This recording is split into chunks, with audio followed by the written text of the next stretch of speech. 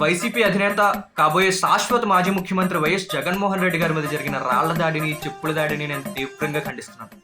ప్రజలకు ఆగ్రహం ఉండొచ్చు, ఒక్క అవకాశం అని అడుక్కుంటే అవకాశం ఇచ్చినందుకు 5 ఏళ్లు రాష్ట్రాన్ని సర్వనాశనం చేశాడని ప్రజలకు ఆగ్రహం ఉండొచ్చు. కానీ ఇలా రాళ్లతో, చెప్పులతో కొట్టడం చాలా తప్పు. ఆంధ్రులందరికీ కూడా ఆగ్రహం ఉండొచ్చు. కేంద్రం మెడలు వంచి ప్రత్యేక హోదా తెచ్చేస్తానన్నాడు, ఇప్పుడు కేంద్రం దగ్గరికి వెళ్ళి నడుము వంచి కాళ్ళకి నమస్కరిస్తున్నాడు, ఆంధ్రులందరినీ గొర్రెలను చేసేయడానికి ఆగ్రహం ఉండొచ్చు. కానీ ఇలా రాళ్లతో, చెప్పులతో కొట్టడం చాలా తప్పు.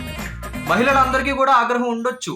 సంపూర్ణ మద్యపాన నిషేధం చేశాకే ఓట్లు అడుగుతానన్నాడు, మద్య నిషేధం చేయకుండా మద్యం రేట్లు పెంచుకుంటూ వెళ్ళాడు అని మహిళలందరికీ కూడా కోపం ఉండొచ్చు. కానీ ఇలా రాళ్లతో, చెప్పులతో కొట్టడం చాలా తప్పు. వైసీపీ కార్యకర్తలందరికీ కూడా ఆగ్రహం ఉండొచ్చు. స్క్రిప్ట్ చేతిలో పెట్టినా సరే చదవలేకపోతున్నాడు, నెత్తి మాటలు మాట్లాడుతూ అందరు పరువు తీస్తున్నాడు, నవ్వులు పాలు చేస్తున్నాడు అని. కానీ ఇలా రాళ్లతో, చెప్పులతో కొట్టడం చాలా తప్పు. నిరుద్యోగులందరికీ కూడా కోపం ఉండొచ్చు. ప్రతి సంవత్సరం జనవరిలో జాబ్ క్యాలెండర్ విడుదల చేస్తా అన్నాడు, ఒక్క సంవత్సరం కూడా విడుదల చేయలేదండి. కానీ ఇలా చెప్పులతో, రాళ్లతో కొట్టడం చాలా తప్పు. చదువుకున్న యువతకు, పక్క రాష్ట్రాలకి వెళ్ళి ఉద్యోగాలు చేసుకుంటున్న యువతకు కోపం ఉండొచ్చు. రాష్ట్రంలో పెట్టుబడులను తరిమేసి రాష్ట్రంలో ఉద్యోగాలు లేకుండా చేశాడని. కానీ ఇలా రాళ్లతో, చెప్పులతో కొట్టడం చాలా తప్పు. ప్రభుత్వ ఉద్యోగులందరికీ కూడా కోపం ఉండొచ్చు.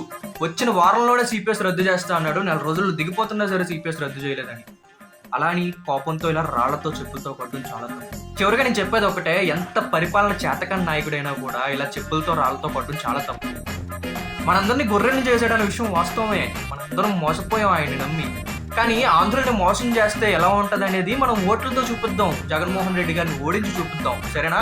ఉంటా మరి. జై హింద్.